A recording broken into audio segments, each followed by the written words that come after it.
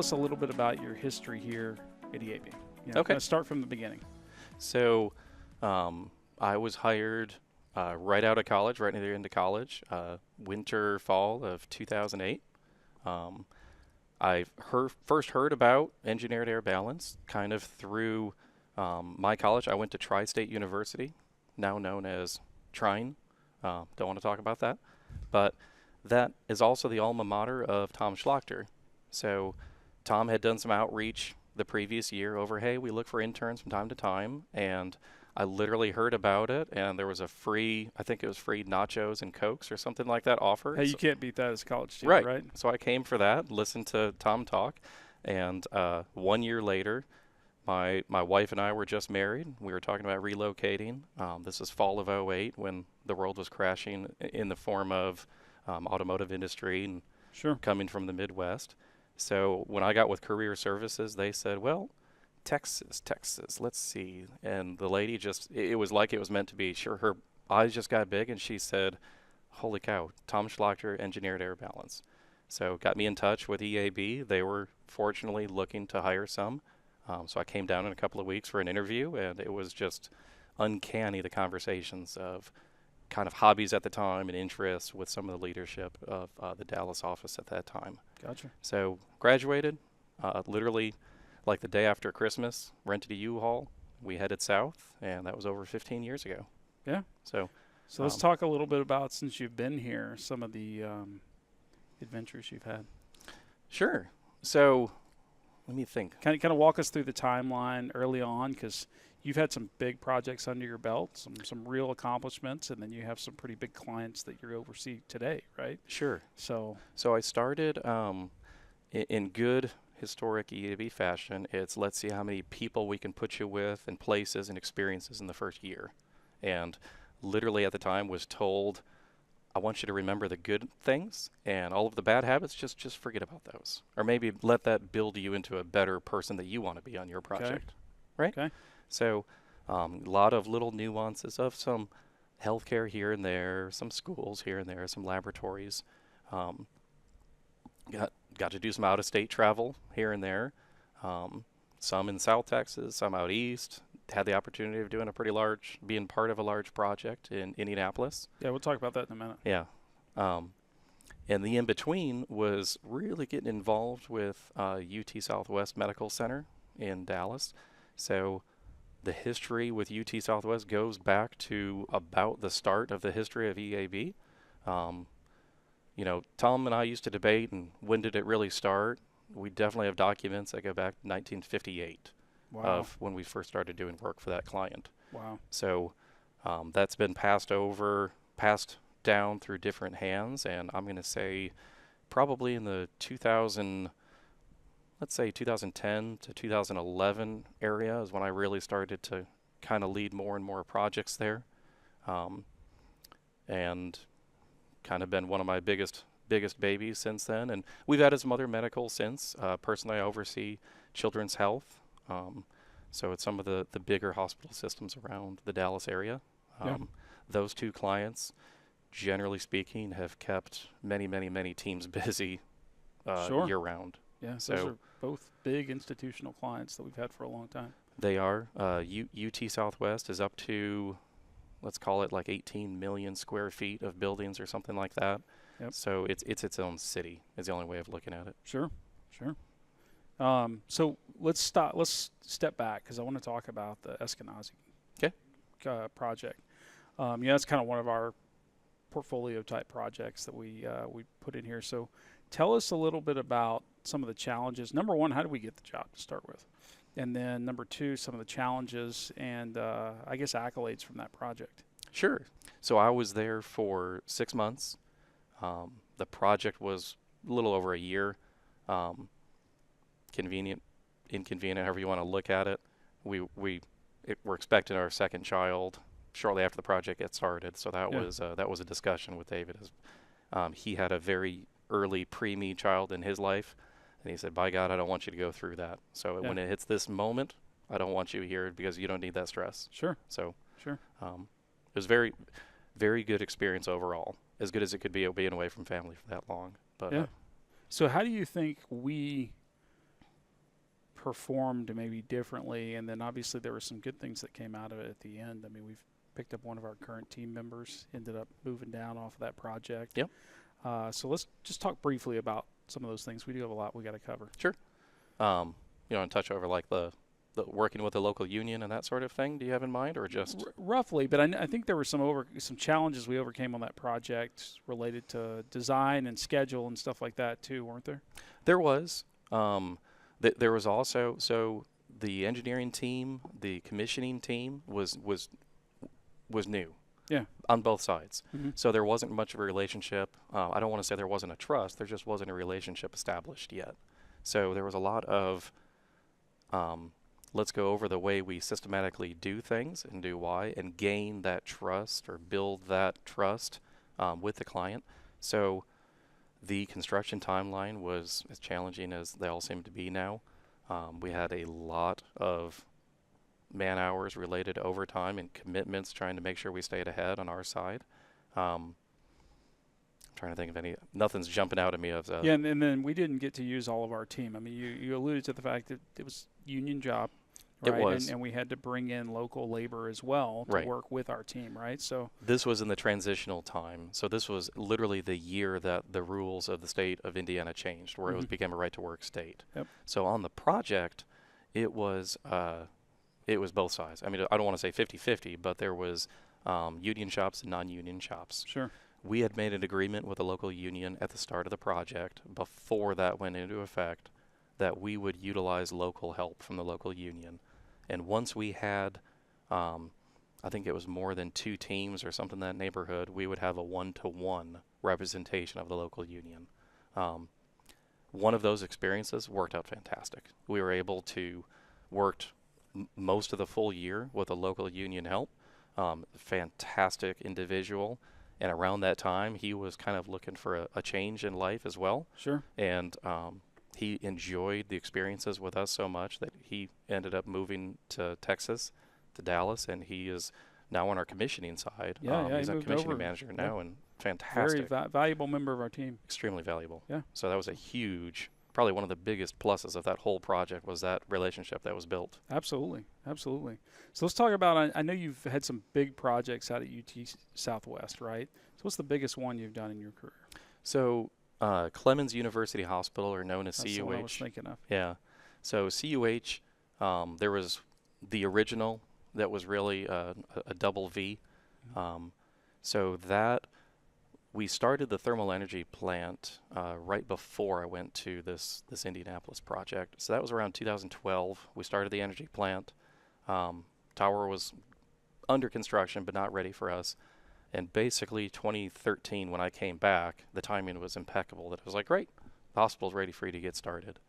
So it opened right before Christmas of 2014. The original hospital was, let's call it 1.3 million square feet, 12-story facility, brand new, gorgeous hospital.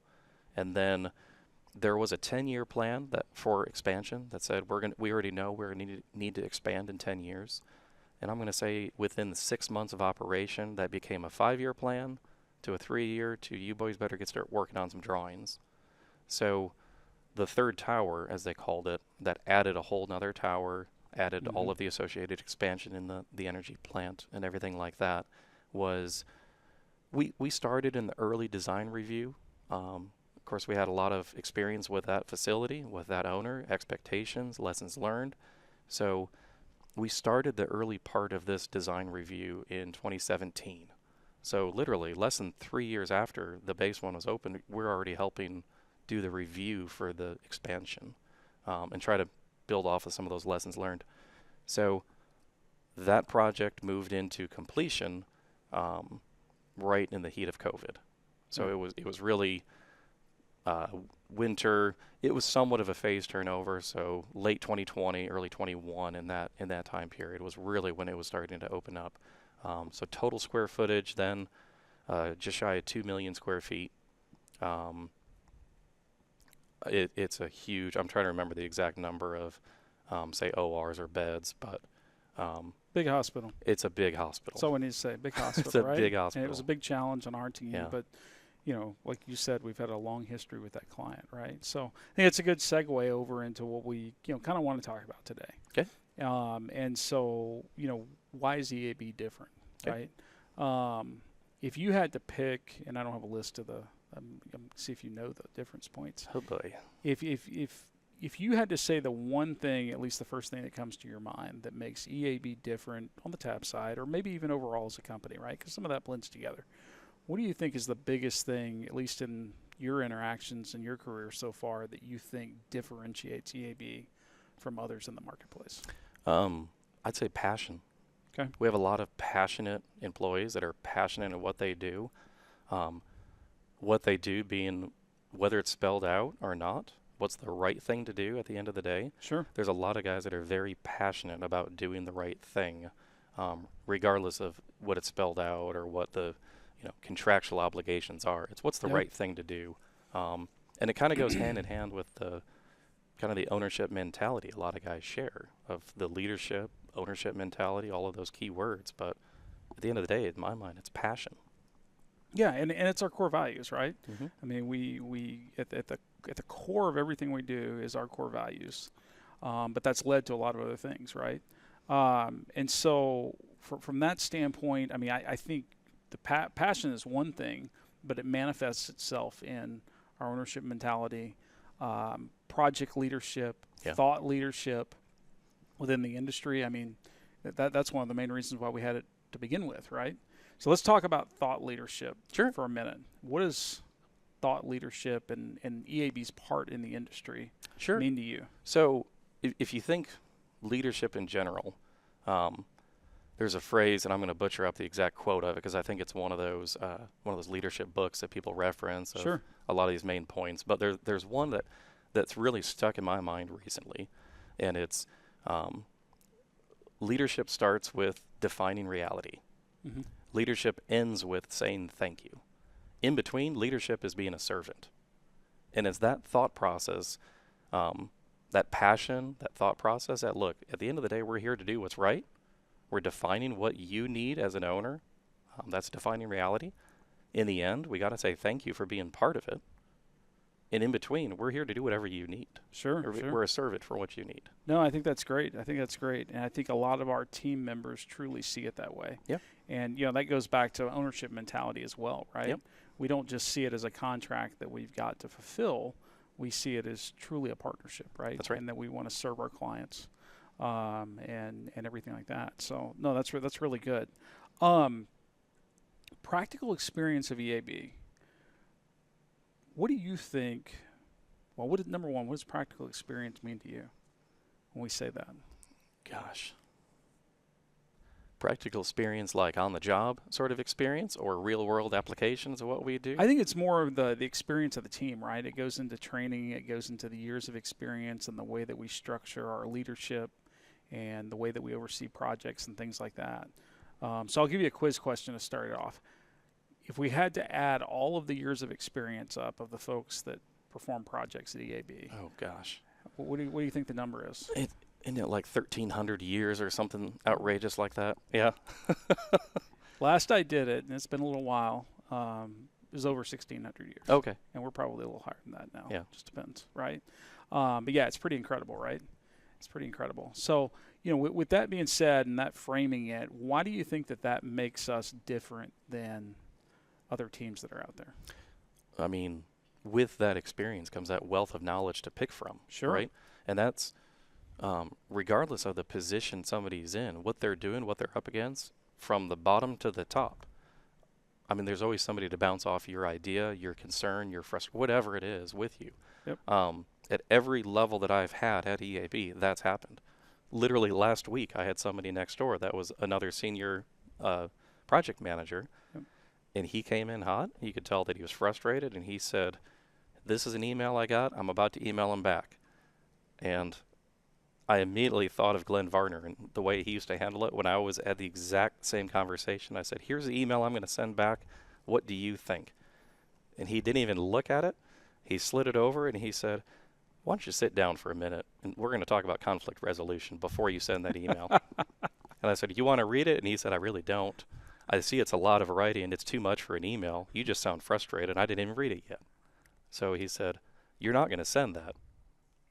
You're at best going to call that person and talk to them. Yeah. But really what you should do is go have a conversation with them face to face. Yeah. So I pulled from that experience to share with this team member to say, I understand where you're coming from. You're frustrated. You have every right the way you want to handle that. Maybe a phone call would be a good place to start. And we talked through it, and that's all it was. Basically, it was how easy is it to miscommunicate via emails and texting and everything else, right? So it can just de-escalate things so much. So that was just an example of that shared experience, even at whatever level. There's always somebody you can call, somebody you can bounce an idea off of, make sure you're not being unfair. Whatever it is. I always like the way they talked about how Jim Reed used to handle things, right?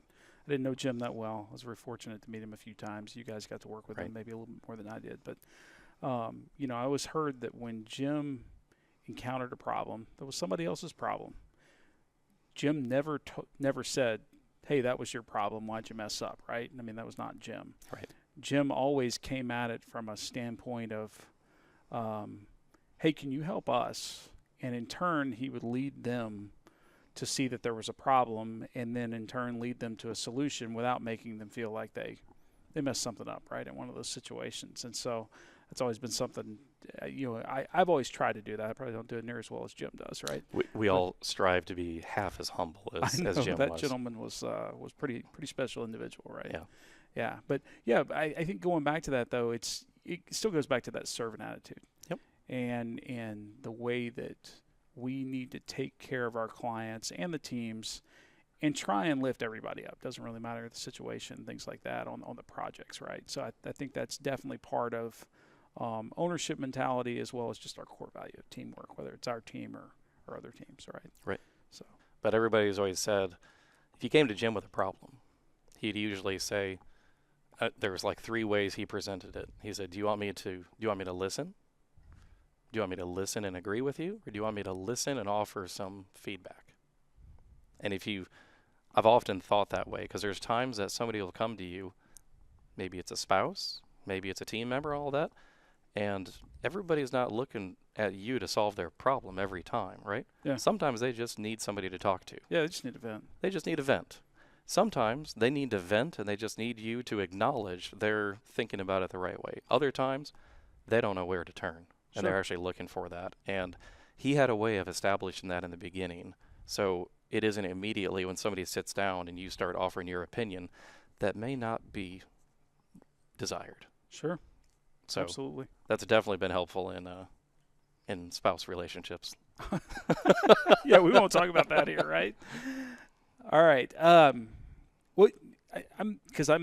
losing my train of thought here. So we have one other question, and this is probably, it'll get us a little bit of the way. What do you love about EAB? What do I love about it? Yeah. I love the family. EAB is a family. I love the camaraderie that everybody has. There are so many times that you ask for a commitment from team members, from employees, sometimes even from the company itself. And maybe you're asking for this, and the immediate feedback is that. Sure. There are so many people that want to help. We are all helpers. The old sidebar, there has been comparisons made to the way that I manage, the way that I share stories with team members to Mr. Rogers from Mr. Rogers' Neighborhood. Okay. Should have gotten you a sweater. A comparison, I can't think of a better one. So I'm always flattered by it. But he had a expression that was look for the helpers, right? And it's always in times of need, look at the helpers. There's always somebody that's willing to help. And that may be kids looking for helpers in a bad situation, or that could be the adults learning that you're going to have people looking for you for help. So EAB is full of helpers. Yeah. Everybody's there helping. Everybody wants to do the right thing. Everybody's heart is always in the right place. Sometimes it's just managing, I don't want to say managing expectations, but if you start out with the passion that our employees have, that their heart's always in the right place, man, we can fine tune everything else. But you have people that genuinely want to be there, that wake up every morning excited to go make a difference. The rest of the management side, honestly is easy. It's just fine tuning when you have passionate team members that want to be there and be part of the family. Yeah, because in the environment that we've set forth and the way that we conduct our business, you have to want to be there, right? I mean, because we demand quality and excellence, and obviously our core values and everything else like that, and so it really makes it to where only the people who are truly committed to that want to thrive in that environment, right? They find their place in it. Absolutely, That's right. absolutely. Yeah.